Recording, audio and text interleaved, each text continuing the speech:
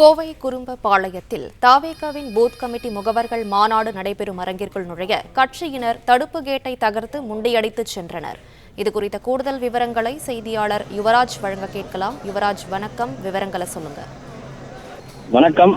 கோவை மாவட்டம் சரவணம்பட்டியில் இருக்கக்கூடிய இந்த தனியார் பொறியியல் கல்லூரியில் தமிழக வெற்றி கழகத்தினுடைய முதல் பூத் கமிட்டி நிர்வாகிகளுக்கான அந்த கருத்தரங்க கூட்டமானது நடைபெற இருக்கின்றது. இதற்காக 10 மாவட்டங்களை சார்ந்த 7000க்கும் மேற்பட்ட இந்த பூத் கமிட்டி நிர்வாகிகள் இன்று அவர்கள் அடையாள அட்டைக்கான அந்த நுழைவாயிலுடன் இன்று அவர்களுக்கான அந்த கருத்தரங்கமான நடைபெற இருக்கின்றது.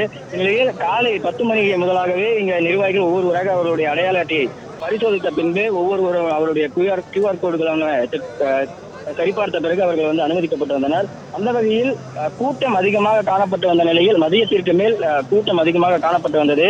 அவர்களுக்கான அந்த தடுப்புகளை அமைக்கப்பட்டிருக்கக்கூடிய அந்த தடுப்புகளில் ஒவ்வொருவரும் வரிசையாக கூட்டமாக நின்று கொண்டிருந்தனர்.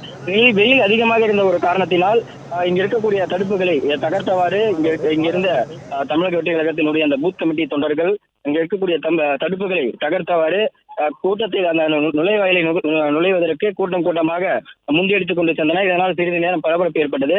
அந்த முந்தியடித்துக் கொண்டு சென்ற அந்த நிர்வாகிகளை கட்டுப்படுத்த வேண்டும் என்ற ஒரு நோக்கில் இங்கே பாதுகாப்பு பணியில் ஈடுபட்டுக் கொண்டிருந்த அந்த பவுன்சர்கள், தனியார் பவுன்சர்கள் அங்கிருந்த தொண்டர்களை கட்டுக்குள் கொண்டு வந்தனர். இருப்பினும் சிறிது நேரம் கழித்து மீண்டும் இங்கிருந்த தொண்டர்கள் அந்த வெயிலை பொருட்படுத்த முடியாமலும் அதே போன்று நெடுநேரமாக நின்று கொண்டிருக்கக்கூடிய காரணத்தினாலும் நிகழ்ச்சி தொடங்கப் போகின்ற காரணத்தினாலும் இங்கிருந்த நிர்வாகிகள் அங்கிருந்த தடுப்புகளை தகர்த்தவாறு கூட்டத்தில் வேகமாக நுழைய வேண்டும் என்று முன்னெடுத்துக் கொண்டு சென்றதனால் இந்த பகுதியில் சிறிது நேரம் பரபரப்பு ஏற்பட்டது.